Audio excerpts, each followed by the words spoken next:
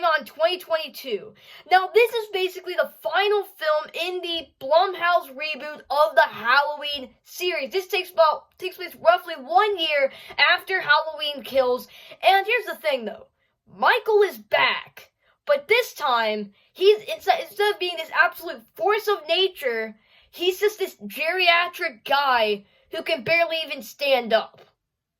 And yeah, that's because he stared into this kid's eyes, and the evil passed on from him to Corey. When Corey was at his weakest, the evil found another vessel.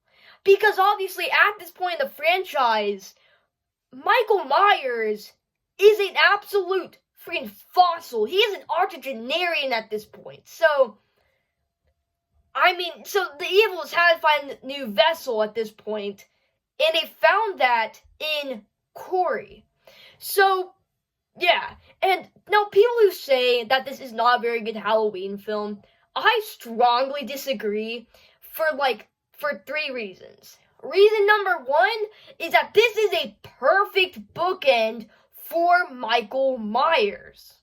Because in this movie, we see Michael, yes, at his most vulnerable, but also the way this movie ends is perfect. It is a perfect bookend for Michael Myers. Because at this point in the franchise, Haddonfield as a whole is just trying to move on. And Laurie is trying to move on with them.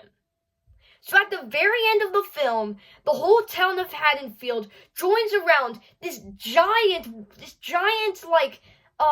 thing, and they throw Michael Myers' body in it to just get absolutely grinded up. And the whole town of Haddonfield is surrounded around there to finally end the curse of Michael Myers. That is a perfect ending for this character. What's better than killing the one thing that has been haunting Haddonfield for so long in these movies, finally killing it, and then the whole town moves on? Which, yes, it might be a little bit contradictory, because at the very end, Laurie's writing this book about Michael Myers, about Haddonfield's the whole thing with Michael Myers, which is kind of contradictory to the whole point of forgetting Michael Myers, but here, okay.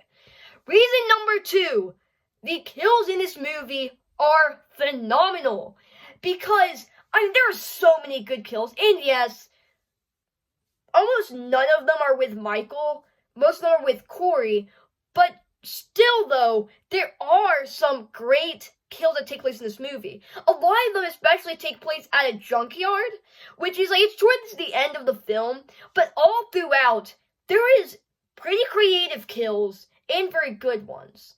That's what's pretty common, I feel with the Blumhouse Halloween films, is they're able to craft these really good and interesting kills that feel fresh, but not too overly kind of audacious or whatever. But, overall, a decent Halloween film. And reason 3 will be that when Michael is on screen, you feel how old he is. By this point, Michael is so many years past his prime. He's such a freaking dinosaur that, okay, so there's this one really funny scene where Michael is where they're in this sewer. Michael is there and Corey's there, okay? And they lure in this guy. And they're all kind of fighting. They're all kind of fighting him. But Corey's Michael, get up! Destroy this guy! But then he's falling down. He freaking can't get up. He can't even hold his knife because he has freaking arthritis in his hand.